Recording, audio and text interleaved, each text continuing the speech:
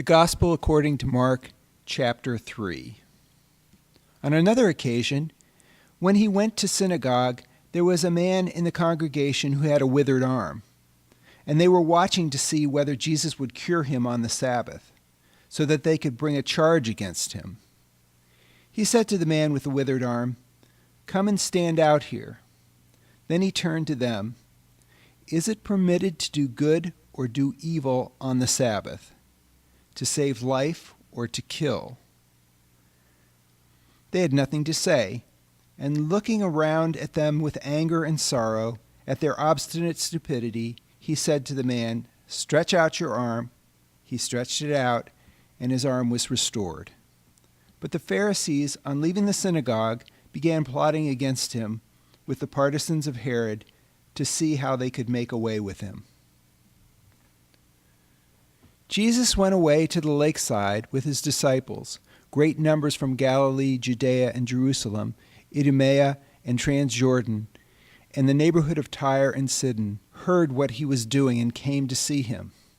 So he told his disciples to have a boat ready for him, to save him from being crushed by the crowd. For he cured so many that sick people of all kinds came crowding in upon him to touch him. The unclean spirits, too, when they saw him, would fall at his feet and cry aloud, "You are the Son of God!"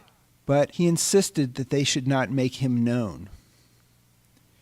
He then went up into the hill country and called the men he wanted, and they went and joined him. He appointed 12 as his companions, whom he would send out to proclaim the gospel, with a mission to drive out devils.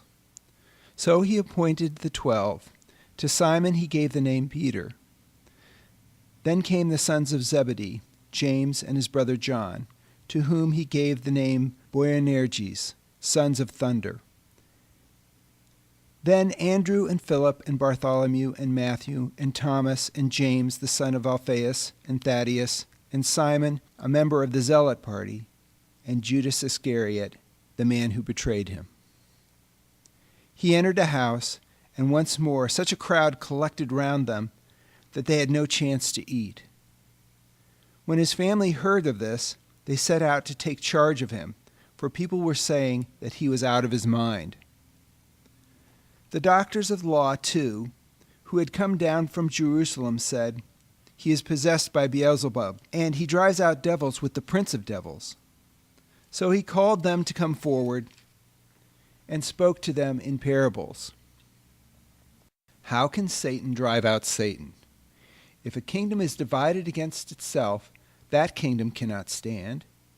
If a household is divided against itself, that household will never stand. And if Satan is in rebellion against himself, he is divided and cannot stand.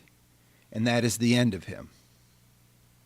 On the other hand, no one can break into a strong man's house and make off with his goods unless he has first tied the strong man up. Then he can ransack the house.